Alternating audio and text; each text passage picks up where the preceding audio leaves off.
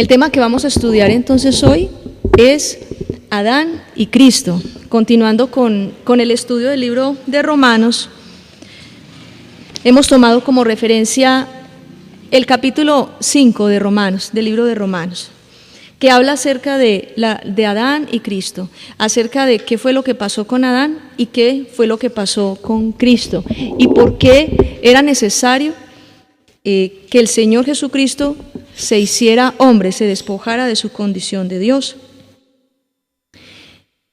En este tema yo quiero lanzar una pregunta en general. ¿Jesucristo, al manifestarse al mundo, lo hizo como Dios o como hombre? De ahí, de esa respuesta, han partido inclusive muchas doctrinas religiosas, muchas tendencias filosóficas. O sea, se ha desatado toda una confusión de parte de Satanás para tratar de desvirtuar la condición humana que Jesús tuvo cuando estuvo manifestado aquí en la tierra, cuando habitó entre nosotros. ¿Por qué les hablo de esto? Porque encontré dentro de la investigación que estaba haciendo algo que ustedes también pueden buscar en internet. En el año 431 después de Cristo se reunió lo que llamaron el Concilio de Éfeso. El Concilio de Éfeso fue una reunión de todos los líderes religiosos de la Iglesia católico-romana a nivel mundial. Ellos se reunieron en Éfeso y ellos fueron convocados por el emperador Teodosio II. Y allí en ese congreso de Éfeso, ellos se reunieron, todos estos líderes de la Iglesia católico-romana, y establecieron como unas afirmaciones para poder, tratando de una manera u otra, acomodar las cosas de la palabra a lo que ellos querían. O sea, en otras palabras, una distorsión de la verdad. Y les voy a explicar en qué consistió esta distorsión. La palabra del Señor nos ha enseñado en Apocalipsis, capítulo 22, que es el último capítulo de la palabra de Dios. Dice en el capítulo 18 de Apocalipsis 22, tenga cuidado todo aquel que escuche las palabras de la profecía de este libro. A quien le añada algo, Dios le añadirá a él las plagas escritas en este libro. Y si alguien le quita algo a las palabras de la profecía de este libro, Dios le quitará su parte del árbol de la vida y de la santa ciudad que se nombra aquí. Es claro para nosotros, como creyentes, que la palabra del Señor, que este maravilloso libro no puede ser alterado, amén. No puede ser cambiado, no puede ser alterado, y que nosotros bajo ninguna circunstancia podemos permitir que nos engañen. Por eso es tan importante, diga a la persona que tiene al lado, por eso es tan importante leer la palabra de Dios. Porque miren una cosa, si nosotros leemos la palabra de Dios, si nosotros nos alimentamos de la palabra de Dios, empezamos a conocer más acerca del reino y no nos van a engañar tan fácil. ¿Qué pasó en este concilio en el año 431 después de Cristo? Que en este concilio, al reunirse en estos líderes de la Iglesia católico-romana, sacaron ellos como un decreto, como una ley o una proclama, y dijeron lo siguiente, y les voy a leer, esto está en internet, esto está asequible a cualquier persona que lo quiera comprobar y que se quiera dar cuenta si lo que yo digo es verdad o es mentira. Dice entonces así, dentro de todo lo que declararon están estas frases, y se las voy a explicar. Pues no decimos que la naturaleza del Verbo transformada se hizo carne, pero tampoco que se transmutó en el hombre entero, compuesto del alma y cuerpo. O sea, ahí hay varias afirmaciones que son totalmente equivocadas. Lo primero, ellos están diciendo, entre otras palabras, pues no decimos que la naturaleza del Verbo transformada se hizo carne. ¿Qué quiere decir eso? Que la deidad de Dios se hizo carne y siguió, y pues que la deidad de Dios se hizo carne, no. Ellos dicen que eso no, pero que tampoco, lo delicado es lo que sigue en la afirmación de ellos, dice, pero tampoco se transmutó, porque la Iglesia Católica le habla habla de la transmutación, que es un concepto que no es bíblico. La transmutación no es bíblico, es algo que la Iglesia Católica Romana sacó, que era como si algo se convierte mágicamente en otra sustancia. Eso es transmutación y eso no es bíblico, eso no lo habla la palabra. Dice, pero tampoco se transmutó en el hombre entero. Esta afirmación está diciendo que Jesucristo se hizo hombre, pero de manera parcial, no total. ¿Estamos de acuerdo con esta afirmación? Estoy leyendo textual lo que en el Congreso de Éfeso se dijo. El hombre, dice, no se transmutó en el hombre entero. Entonces ya les voy a explicar acerca de esto. ¿Por qué la Iglesia Católica necesitaba negar la humanidad completa de Jesús? O sea, de que Él se manifestó al mundo, no totalmente como hombre, sino que había una partecita de Dios en Él. Eso es algo delicado, eso es una herejía, eso es un error. ¿Estamos claros, cierto? Porque la palabra del Señor dice todo lo contrario. ¿Por qué necesitaban mostrar que Jesús no se había manifestado o no se había manifestado al mundo totalmente como hombre, sino con una partecita de Dios? Pues les voy a explicar por qué. Para que la creencia de su vigente deidad en el vientre de María la elevara a ella también a condición de diosa y madre de Dios. Era solamente eso, el objetivo era darle el carácter a María, no de una simple mujer de Dios, una mujer piadosa de Dios que fue un instrumento para que naciera el Salvador, sino que a ella tenían que elevarla a la condición de diosa. Y les voy a explicar esta posición. Si él se hubiese despojado de su condición de Dios, lo que fue concebido por el Espíritu Santo en el vientre de María hubiese sido simplemente un nacimiento sobrenatural, porque no hubo intervención de relación sexual, fue un nacimiento virginal y eso está claro. Pero dentro de esa concepción, como había una chispa divina o había un pedacito de Dios, por decirlo de alguna manera, pues donde hay un pedacito de Dios, como Dios es Dios, pues no es un pedacito, es Dios como tal.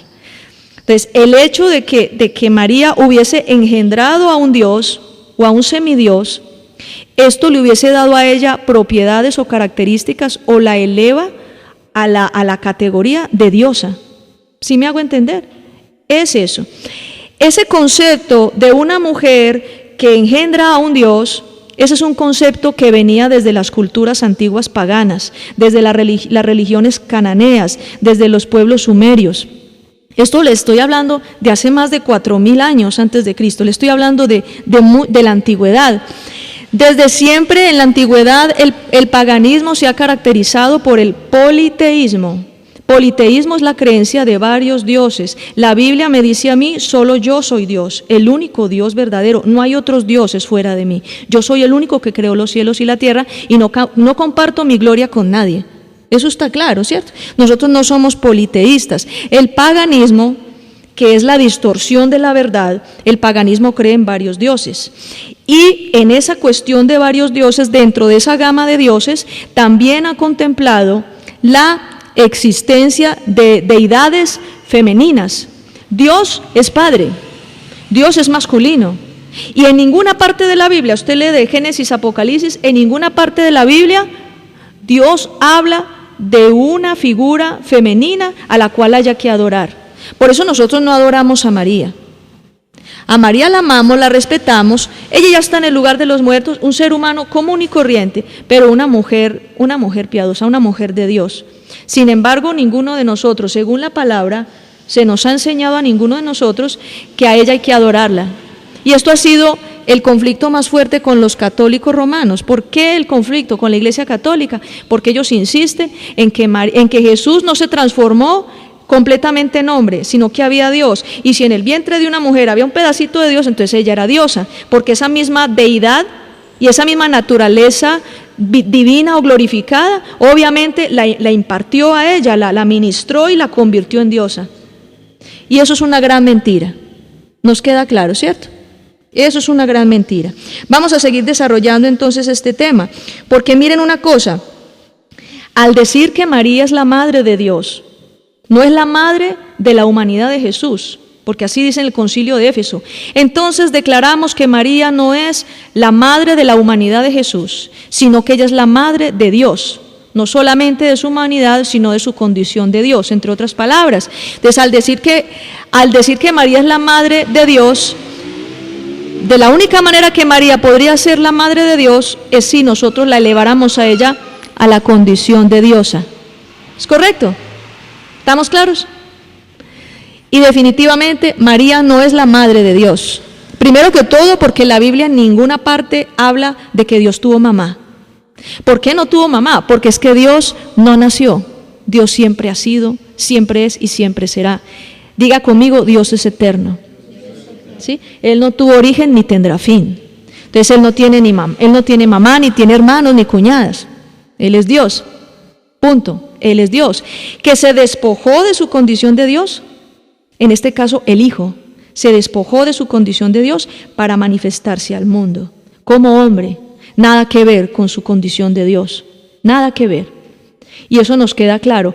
Y ese despojo de la deidad y esa aparición y manifestación en carne humano, ese fue más carne y más humano que usted y yo. Jesús, carne, humano, ser humano, más humano que usted y yo. Él se manifestó como ser humano con sus debilidades, iba al baño, lo pellizcaban, le dolía, etcétera. Todo lo que sabemos de un ser humano, lloraba, se ponía triste, le daba de pronto venía también, le atacaba la depresión, como cualquier otro ser humano. Dice la palabra que Él vivió sufrimiento y que Él padeció como cualquier ser humano. Si hubiera tenido un pedacito de Dios por ahí, con toda certeza nunca se hubiera deprimido, nunca hubiera padecido dolores, nunca hubiera sido atormentado en sufrimiento, ni hubiera sido ese sufrimiento el que le hubiera perfeccionado en obediencia. Y ya voy a explicarles algunas de estas cosas. Entonces, por eso nosotros decimos que María no es la madre de Dios. ¿Por qué? Porque Jesucristo al manifestarse al mundo no se manifestó con un pedacito de Dios, sino como ser humano. Amén. Por eso no adoramos a María. Por eso en las iglesias cristianas usted nunca va a ver una imagen de una mujer y que la adoramos, no, porque Dios es Padre, porque Dios es hombre, Jesucristo hombre, o sea, la figura masculina de Dios es innegable y la palabra lo habla desde Génesis hasta Apocalipsis, amén, lo habla en la persona masculina, nunca femenina. Y que adoramos un solo Dios, pues al único. ¿Usted para qué va a adorar otra cosa? ¿Usted para qué va a adorar espíritus de ángeles caídos que se rebelaron contra Dios? ¿Usted para qué va a tener una repisa llena de muñecos de cada santo para cada favor y cada cosa? Si eso es perder el tiempo, porque hay un solo Dios. Amén. Entonces uno adora al único y verdadero Dios. Tercer aspecto que quiero que estudiemos de esta palabra es: ¿qué dice la Biblia acerca de la humanidad de Jesús? Si fue completa o parcial. Una de las cosas que nosotros aprendemos en el camino del Evangelio, una de las cosas que el Señor a mí en su misericordia me ayudó a entender, y es que yo tenía que basarme más por lo que dijera la palabra de Dios que por lo que me dijera la gente. Porque hay muchas religiones, ¿sí o no? Hay muchas religiones, hay muchas corrientes religiosas, hay muchos conceptos, como dice la palabra en Mateo, creo que capítulo 16 o 18, cuando Jesús le dice a los discípulos, ¿qué dicen por ahí la gente que soy yo? Dice, ay Señor, unos dicen que tú eres el Elías reencarnado, que tú eres el Juan el Bautista que regresó de los muertos, que tú eres esto, que tú eres aquello, usted dice que usted es filósofo, que usted es un gran líder espiritual, que usted es el maestro. Hay algunas personas, hace poco me encontré con una persona que me insistía en que Jesús era un maestro, y cuando yo le decía que era hijo de Dios, se le paraba el pelo, que él es un maestro, que él es uno de los tantos maestros que ha venido al mundo a enseñarnos, que un maestro iluminado. Entonces a usted le pueden decir total cual cantidad de aspectos, de conceptos, de afirmaciones, de hipótesis, de ideas, de posiciones. Pero para mí, no sé para ustedes, para mí lo único válido es lo que dice Dios, lo que salió de la boca de Dios y lo que está en este libro. Yo no creo en más nada. Esto a mí me ayuda a guardarme de engaños, de guardarme de confusiones, de mentiras. Hoy en día hay mucha, les digo la verdad, evangelizando a mucha gente. A mí me entristece de ver cuánto engaño está moviéndose por el mundo. Hay un engaño impresionante de cómo la gente ve a Jesús de muchas maneras, pero no como lo dice la palabra del Señor. Entonces vamos a leer Filipenses capítulo 2, versículos del 6 al 7. Y vamos a ver Dios qué dice. O sea, si fue realmente, vamos a ver si el concilio de Éfeso tiene razón. Vamos a ver si los líderes de la Iglesia Católica Romana tienen razón, o si la razón la tiene la Biblia. Vamos a mirar quién tiene la razón. La palabra del Señor vamos a buscar Filipenses capítulo 2 y vamos a leer versículos del 6 al 7. Miren lo que dice. Él era como Dios en todo sentido, pero no se aprovechó de ser igual a Dios. Al contrario, Él se quitó ese honor, aceptó hacerse un siervo y nacer como un ser humano al vivir como hombre. La palabra de Dios dice claramente, Él no se manifestó al mundo como hombre en un pedacito, entonces fue semidios, ¿cierto que no? La palabra de Dios dice que se manifestó como hombre, se despojó de su condición de Dios. Y cuando dice la palabra despojarse, ¿despojarse es qué? Es quitarse. No es que usted que tiene un pedacito, no, usted se despojó, ¿cierto? Cuando alguien tiene dinero en el bolsillo y ahí la expresión allí, se despojó de su dinero, es que le quedaron unas monedas, que se lo despojó todo, ¿cierto? Se bajó del billete, como se dice. Entonces se despojó de todo, se quitó todo. Jesús no quedó con un pedacito, Él se despojó totalmente. La palabra despojar quiere decir quitarse todo, es desprenderse totalmente. San Juan, capítulo 1, versículo 17, también confirma lo que dice Filipenses. Mire que el apóstol Juan no se contradice con el apóstol Pablo. Ellos dos dijeron exactamente lo mismo. Vamos ahí, San Juan 1, versículo 17. Este es Juan. Juan 1, 17. ¿Sí es este? Sí. Ah, bueno.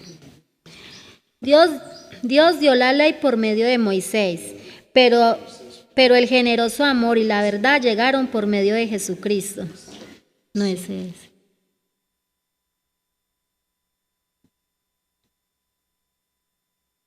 Ah, perdón, es 14.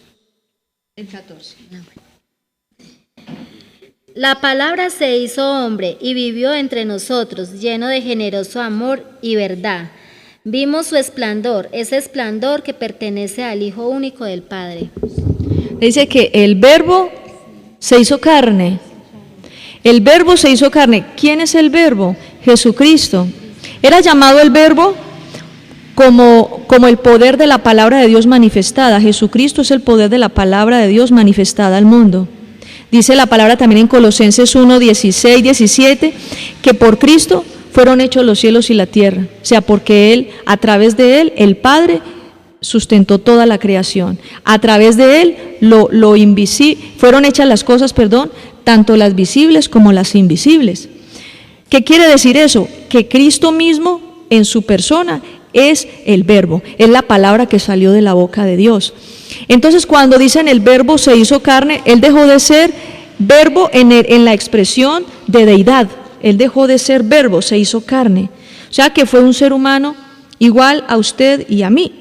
O sea que la pregunta es, ¿la humanidad de Jesús, cuando Él se manifestó al mundo, fue total o fue parcial? Sí, fue total. Esto indica que lo que dice la Iglesia Católica Romana no es cierto, es falso.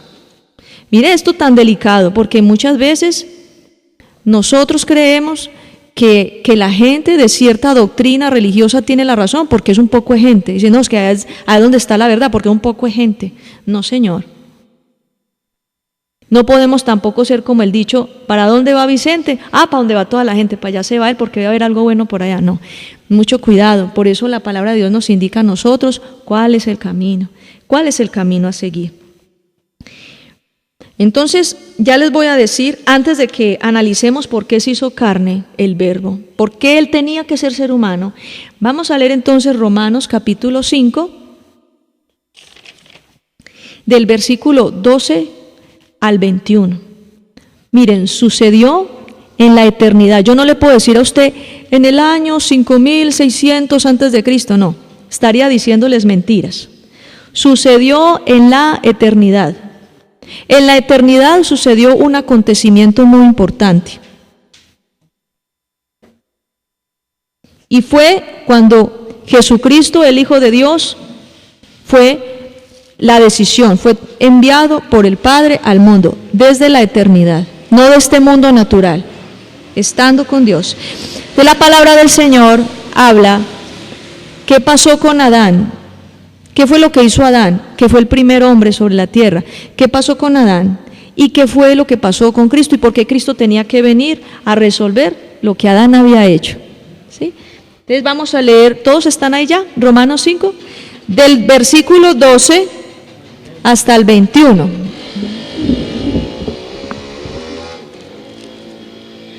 El pecado llegó al mundo por lo que hizo un hombre. Con el pecado llegó también muerte. Todos tendrán que morir porque todos han pecado. El pecado llegó al mundo antes que la ley, pero Dios no acusa a la gente de pecado si no hay una ley. Sin embargo, desde el tiempo de Adán hasta el tiempo de Moisés, todos tuvieron que morir. Adán tuvo que morir porque desobedeció el mandato de Dios, e incluso los que no cometieron el pecado que cometió Adán tuvieron que morir. Adán era como el que vendría en el fruto, el cambio, el regalo de Dios. No tiene comparación con el pecado de Adán. Lo que mucha gente recibió por la culpa de un solo hombre fue la muerte. En cambio, lo que mucha gente recibió por el generoso amor de Dios fue el regalo de la vida, gracias a un solo hombre, Jesucristo. Adán pecó, eso trajo la condenación, pero el regalo de Dios es diferente. Es diferente, se recibe pues de cometer muchos pecados y lleva a la aprobación de Dios. La muerte reinó porque un solo hombre pecó, pero los que han recibido en abundancia el generoso amor de Dios, con mucha más razón ahora tendrán vida y reinarán ellos. Recibieron su aprobación mediante un solo nombre, Jesucristo.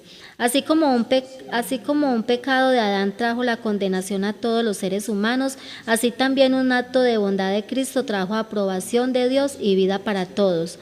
Un hombre desobedeció a Dios e hizo que muchos llegaran a ser pecadores, pero de la misma manera un solo hombre obedeció a Dios y así hizo que muchos fueran aprobados por Dios. La ley llegó para que el pecado aumentara, pero cuando más aumentó el pecado, aumentó aún más el generoso amor de Dios. El pecado reinó por medio de la muerte, pero ahora el generoso amor de Dios reina aprobándonos por medio de nuestro Señor Jesucristo y dándonos vida eterna. Mira lo que dice el pasaje de la Escritura. Por un hombre entró ¿qué? El pecado al mundo. Un hombre fue desobediente. En resumen, el primer hombre que Dios creó fue desobediente. El primer hombre se dejó engañar por el diablo. El primer hombre rindió su voluntad a Satanás. Entregó, porque acuérdense que Dios había puesto a Adán como mayordomo, como administrador de la creación. Digo, usted es responsable de la creación. Cuando usted es mayordomo, o sea, cuando usted está responsable de una casa y usted le abre la puerta al ladrón, ¿cierto? Usted le abre la puerta al ladrón, pues el ladrón entra. Cuando usted ha sido puesto como administrador o mayordomo, usted se convierte en una puerta para que entre lo que vaya a entrar, ¿cierto? Así sea usted inquilino en una casa y pague arriendo, si usted abre la puerta al ladrón para que entre y se robe el equipo ahí del sanitario, se le roba la instalación del gas y no sé qué, usted dice, pero es que la casa no es mía. No, pero es que usted era inquilino y usted era responsable de cuidar el inmueble, ¿sí o no? En el contrato de arrendamiento dice, usted se hace responsable de la conservación y cuidado del inmueble, porque es administrador. Entonces Dios en la creación, Dios dice la palabra del Señor que le delegó a Adán la responsabilidad de administrar la creación. Y dice, ejerza, señoréate sobre los peces, los animales. ¿Qué quiere decir? Administre, tome su lugar y gobierne la creación. ¿Sí? Igualmente Dios le dio instrucciones a Adán acerca de cómo administrar la creación, el universo, los animales, las plantas, los peces. Él era responsable de labrar la tierra, de cuidarla. Él era responsable de cuidar la creación. ¿Qué fue lo que hizo Adán? Cuando vino Satanás y lo engañó y le dijo, no, tú puedes comer de ese árbol que Dios dijo que no puedes, tú sí puedes comer. Es más, cuando tú comas se van a abrir los ojos y serán como Dios. Le dijo pues inicialmente a Eva y luego Eva le dio el fruto a Adán, pero cuando dice la palabra que Eva volteó y le dio el fruto a Adán, porque él también estaba presente, o sea, él le tocó escuchar toda la retahíla del diablo, él escuchó todo el rollo. Y entonces dijo, sus ojos serán abiertos y serán conocedores del bien y el mal, van a ser como dioses. ¿Qué le estaba diciendo el diablo? Ustedes no van a morir, sino que van a ser como dioses. Parecido, ¿no?, a lo que dice el concilio de Éfeso, parecido a toda esta tendencia católico-romana, de que no hay un solo Dios, que pueden haber varios dioses. Mira este concepto tan delicado, mira esto que está, lo que las religiones le inculcan a la gente y le hacen ver a la gente, alterando la palabra del Señor.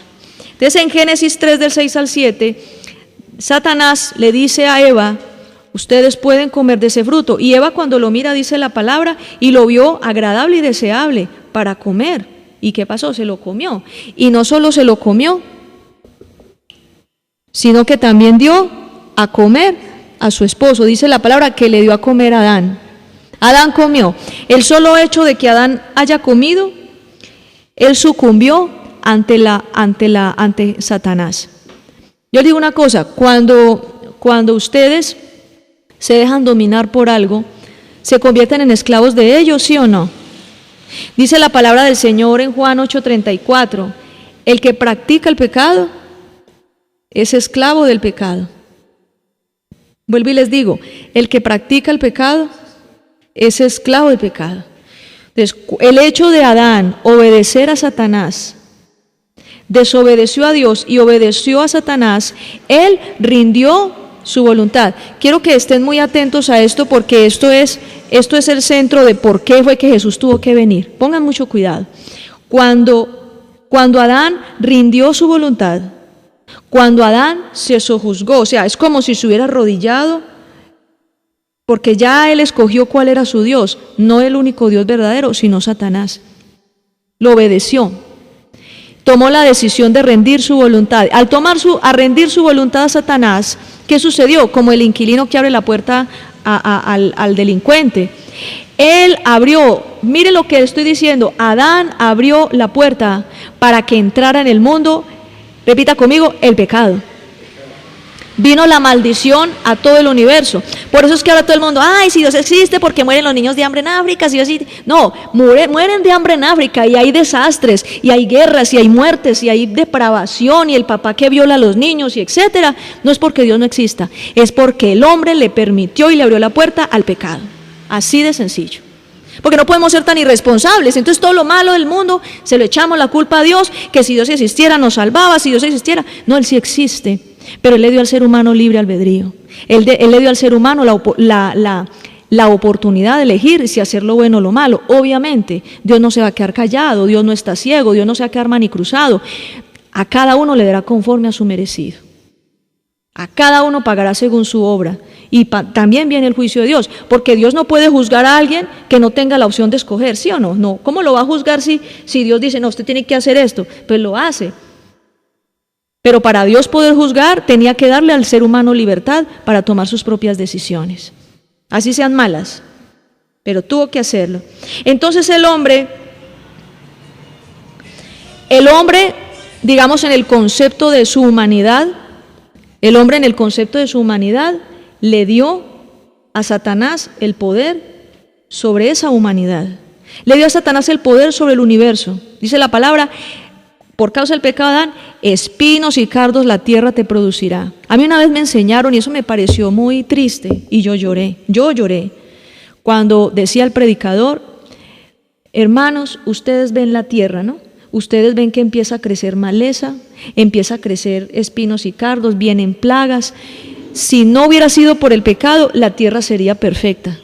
La tierra no necesitaba de mayor cosa. El trabajo de Adán era suave, era deleitoso en el huerto del Edén.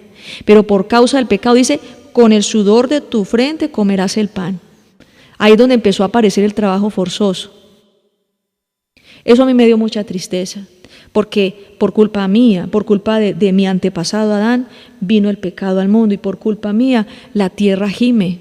La tierra está siendo destruida. Ustedes ven el calentamiento global, ustedes ven toda la creación, la naturaleza como tal, cómo se está deteriorando y se está destruyendo. Es más, la palabra dice que va a desaparecer. Va a desaparecer. Todo esto va a ser destruido por causa del pecado del hombre. Eso me dio mucha tristeza. Pero entonces era necesario que un hombre viniera y en la misma condición de Adán, un ser humano, un hombre como tal que le da sueño, que le duele si lo pellizcan, un hombre totalmente tenía que venir a resolver lo que Adán dañó. A ver, como ¿qué les digo yo? Es parecido como a un cajero en un supermercado, que de pronto el cajero está registrando los productos y como el cajero es nuevo, se equivocó y digitó mal un código y dice, entonces el supervisor, ¿se han visto? Y que se acerca al supervisor y dice, ¿qué le pasó? No, qué pena, veas que registré. No, tranquilo. Entonces llega él con su código de seguridad, y corrige el código. Pero tiene que corregirlo también un ser humano que maneja el sistema y lo corrigió. ¿Se dan cuenta cómo es el asunto? Más o menos así parecido. Pero no era corregir simplemente el código de un producto que registró mal. Era corregir todo lo que hizo Adán. Adán la embarró de arriba abajo y de izquierda a derecha. Adán metió las patas. Adán la embarró totalmente. Adán le entregó a Satanás todo el universo en sus manos. Toda la creación se la entregó en sus manos. Por eso es que nosotros seguimos en esta batalla como iglesia contra las fuerzas del diablo, contra el poder de las tinieblas. Pero entonces lo bueno de esto, la buena noticia fue que vino uno, se manifestó al mundo como hombre y como hombre enfrentó a Satanás. Como hombre lo enfrentó, no como Dios, ni medio Dios, ni semidios, como hace. Mire, las mitologías, ¿de dónde salió ese cuento? Les voy a decir, ahora que me acuerdo, ¿de dónde salió ese cuento del semidios? El concepto de semidios, que un pedacito de hombre y un pedacito de Dios. Como es que el concilio de Éfeso clasifica a Jesús como un semidios, eso es algo delicado. Eso es delicado. ¿De dónde salió el concepto de semidios? De la mitología griega y de la mitología romana. Y de todas estas culturas paganas de milenarias, de la antigüedad. El concepto de que puede haber una mezcla entre Dios y hombre. Y sabe, si usted lee la palabra, creo que en Génesis capítulo 6 o 5, habla la palabra del Señor de que los ángeles que se rebelaron contra Dios tuvieron relaciones sexuales con los seres humanos. Y que de ahí salieron los gigantes en la tierra, los llamados nefilines. Yo diría, el concepto de nefilín puede ser un concepto de semidios, pero no semidios aprobado por Dios. Sí, Génesis capítulo 6, no semidios aprobado por Dios, sino ¿cómo se le dice? Una aberración. Es una aberración.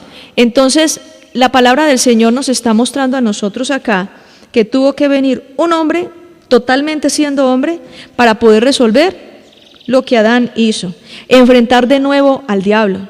Esto es también un ejemplo así como que si un niño está en la escuela y pierde el examen de matemáticas, un niño está en la escuela y si pierde el examen de matemáticas, el papá no puede venir a presentar el examen por él, ¿o sí? ¿Ustedes qué dicen? Tiene que presentarlo el mismo niño, ¿cierto? Entonces es más o menos así.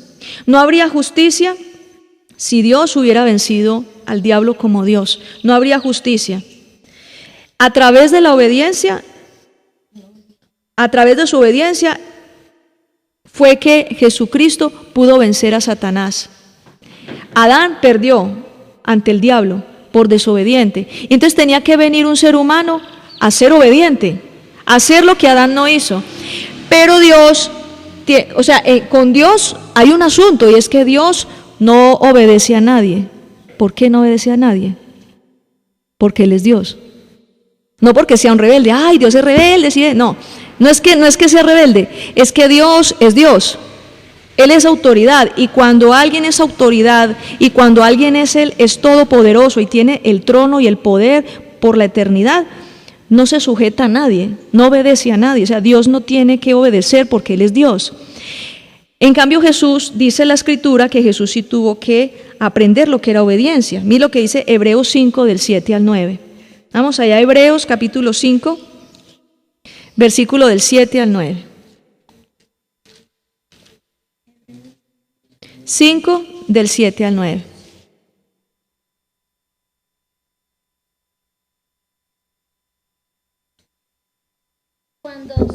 Cuando Cristo vivió en la tierra oró a Dios y le pidió ayuda, porque era el único que lo podía salvar de la muerte.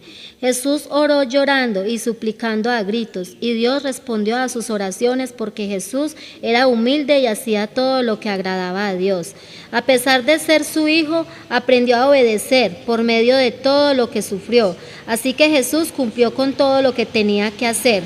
Por eso todos los que le obedecen pueden tener salvación eterna, y Dios lo nombró su sacerdote tal como hizo con Melquisedec. Entonces, mire, que otra prueba de que Jesús se hizo hombre totalmente fue que él tenía que aprender obediencia y ser obediente, y en él la obediencia se consumió, o sea, en él la obediencia universal se manifestó, se satisfizo, se culminó la obediencia, porque Adán fue desobediente. Entonces la obediencia fue lo que le permitió a él quitarle el poder que el diablo tenía sobre los seres humanos, por su obediencia. Pero ¿cómo iba a aprender Dios a ser obediente si Dios no obedece a nadie? Porque Él es Dios. Tenía entonces el Hijo de Dios, Jesucristo, que despojarse de su deidad, de su condición de Dios, y hacerse hombre para poder obedecer. Entonces dice la Escritura que Él gemía, que Él clamaba, que Él le pedía al Padre. Dice la palabra que sus sudores eran como gotas de sangre cuando estaba allá en el monte Getsemaní. ¿Usted cree que si fuera Dios, él no le dolía ni una muela, como se dice? Si realmente fuera ese pedacito de Dios que dicen los católicos, a Él no le hubiera dolido ni una muela, a Él no le hubiera afectado nada. Es más, no hubiera sufrido nada. Hay una corriente, no sé cómo llamarla, digámoslo, filosófica o ideológica, llamada los gnósticos. Los gnósticos, la gnosis, ellos afirman de que Jesús no se despojó de su condición de Cristo, sino que de su condición de deidad, sino que ellos niegan que Jesús padeció, ellos niegan que Jesús vivió sufrimiento. Eso es algo delicado, porque es precisamente a través del sufrimiento y a través del dolor como Él cargó las enfermedades de nosotros, Él llevó nuestras dolencias. Dice la palabra en Isaías 53 que ciertamente Él fue molido por nuestros pecados. Ser molido es que le dolió, es que fue traspasado. Su sangre, todo lo que Él vivió, todo su dolor permitió que yo tuviera paz. Los gnósticos en su afirmación lo que están diciendo es que eso no es cierto. O sea que para los gnósticos, para ellos, según eso, Jesús no sufrió, o todo fue un montaje, fue una gran mentira. La mentira es la de ellos, porque Jesucristo sí se hizo hombre. Dios no muere, porque Él es eternidad. También es otra razón más para nosotros creer que Él se hizo hombre, porque Dios no muere, Él es eterno, ¿cierto? Dios no muere, Él es eterno. O sea, en la única religión donde matan cada año a Dios son los católicos. Cada año lo matan, y cada año nace en diciembre y lo matan cada año como en marzo o en abril. Eso es un concepto, eso es un error doctrinal, porque Jesucristo dejó de ser hombre cuando fue resucitado de entre los muertos y ascendió al cielo. O sea, Él volvió a su posición de Dios. Entonces Él no muere. Dios no muere, Él era eterno, y por eso era necesario que Jesucristo se despojara de su condición de Dios para poder morir. ¿Por qué era necesario que Él muriera? Porque Adán murió por causa del pecado. Jesús tenía que morir por causa de la obediencia, para que desde allá, desde las profundidades, enfrentar la muerte y enfrentar el poder del diablo, para arrebatarle la autoridad que tenía sobre la humanidad. Eso es nosotros hemos estado estudiando mucho esto, y yo no sé, el Señor siempre en cada predicación me lleva como a hacer nuevamente esa aclaración. En Apocalipsis 1:18 dice que Jesús se manifestó a Juan en una visión, y entonces le dice Jesús a Juan: yo soy el que vive, estuve muerto, pero ahora vivo por los siglos de los siglos, y tengo en mis manos las llaves del Hades y la muerte. O sea, entre otras palabras está diciendo: sí, yo morí, pero no se preocupen que yo ya resucité. El único que venció la muerte fue Jesucristo. ¿Y por qué la venció? Porque Él enfrentó la muerte estando muerto y la venció. Entonces por eso no podía ser Dios. Amén. Cristo tuvo que morir y desde la misma posición vencer el poder de Satanás. Adán murió por su pecado, Cristo murió por su obediencia. Fue como un sustituto. La palabra de Dios habla en el libro de Levítico, en el Antiguo Testamento, la palabra de Dios habla que en las ofrendas para el perdón de los pecados, la persona que pecó ante Dios tenía que llevar un animal, un carnero, presentarlo ante el sacerdote, y dice la Escritura que ese animal, el sacerdote oraba por ese animal y que ese animal representaba los pecados de las personas y ese animal era sacrificado. Y la sangre derramada sobre el altar era la que hacía expiación por los pecados de la gente. En este caso ya no fue un animal, ya fue un hombre el que murió en una cruz, y el derramamiento de su sangre hizo expiación no por una persona, sino por toda la humanidad. Juan 3:16 dice: de tal manera que Dios amó al mundo, que ha dado a su Hijo único para que todo el que crea en Él no se pierda, sino que tenga vida eterna. O sea, Él fue por eso es llamado también en Apocalipsis 4 y Apocalipsis 5 el Cordero inmolado, y nosotros le hemos cantado al Señor también el Cordero inmolado. ¿Qué quiere decir? De que Jesús se presentó como el Cordero máximo, como el Cordero del sacrificio, y su muerte pagó por lo que usted y yo merecíamos pagar. Para mí es un gran descanso, les digo la verdad. Para mí es un gran descanso el hecho de saber que la muerte de Cristo me libró a mí de la muerte. Él murió por mí, Él murió en mi lugar, Él cargó la maldición que yo merecía. Todos nosotros éramos perversos. Romanos capítulo 3:23 dice que por cuanto todos pecaron están destituidos de la gloria de Dios. O sea, todos nosotros estábamos mal, mejor dicho, no teníamos ninguna esperanza. Pero dice la Escritura que por causa de la muerte de Jesucristo, su muerte nos trajo a nosotros vida. Es una contradicción. Su muerte trajo vida. La maldición que Él cargó nos trajo a nosotros bendición. Se hizo pobre para nosotros ser enriquecidos. Él murió para que usted y yo viviéramos. Eso es una razón más que suficiente para nosotros poder venir cada domingo a la iglesia. A mí me duele porque hay personas que consideran darle la gloria al Señor el primer día de la semana, que es el domingo, consideran que eso simplemente es una religión. No, cuando usted viene el domingo a la iglesia, usted está recordándole a su alma que usted le debe la salvación de ella a uno llamado Jesucristo. Y cada que usted viene a la iglesia, usted dice: podría estar yo en cualquier lugar, pero no hay un lugar mejor que estar al lado de aquel que me dio la vida, estar al lado de aquel que me dio la razón de vivir, que me salvó, que me rescató, que no permitió que mi vida se perdiera, que no permitió que fuera yo conducido al abismo. Por agradecimiento nosotros nos reunimos cada domingo a adorar. Por agradecimiento usted y yo venimos al culto. Por agradecimiento usted y yo vamos por la calle, nos vienen a la mente malos pensamientos, nos vienen tentaciones, vienen cosas.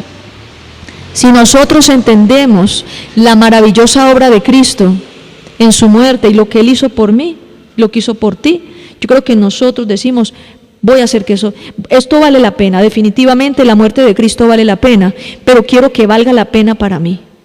Porque puede que no valga la pena para otro, que lo vea simplemente como un cuento ahí religioso, como una historieta que se inventaron para que la gente deje de hacer malas cosas. No, esto no es una historieta, esto no es un cuento, esto es una realidad.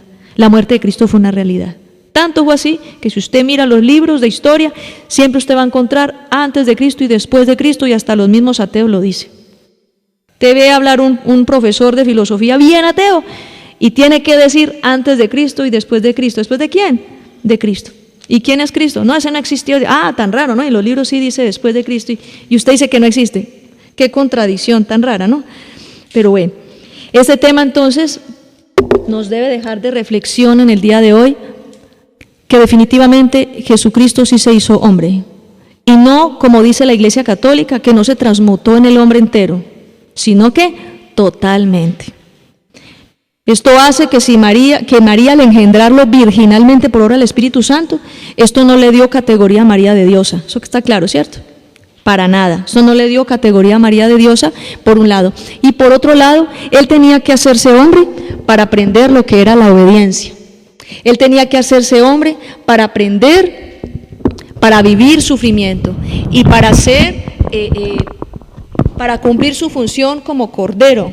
para el sacrificio. Entonces está claro para nosotros la deidad del Señor. Yo le invito a ustedes para que se puedan poner allí de pie y vamos a orar dándole gracias al Señor. Dándole gracias al Señor por esta palabra. La humanidad de Jesucristo es un hecho. Cierra ahí sus ojitos y vamos a darle gracias al Señor porque fue por Él. Si hubiera sido por Adán, usted y yo no tendríamos ninguna esperanza, ¿verdad? Por culpa de Adán, por culpa de un ser humano igual a usted y yo, fue que las cosas sucedieron. Eso nos está demostrando que a nosotros, nos está demostrando que el ser humano es imperfecto. Y bendito el Señor por la gente que se atreve a confiar en sus condiciones y capacidades humanas para pasar por encima de Dios. Hay gente tan soberbia, hermanos, hay gente tan soberbia que creen que no necesitan de Dios, que creen que ellos mismos pueden resolver sus problemas y sus cosas. Pero Adán nos demostró a nosotros con su vida y sus errores que el ser humano es imperfecto. Sin embargo, también la palabra de Dios nos muestra, a través de uno que se hizo hombre, fue capaz de vencer el pecado, fue capaz de vencer a Satanás.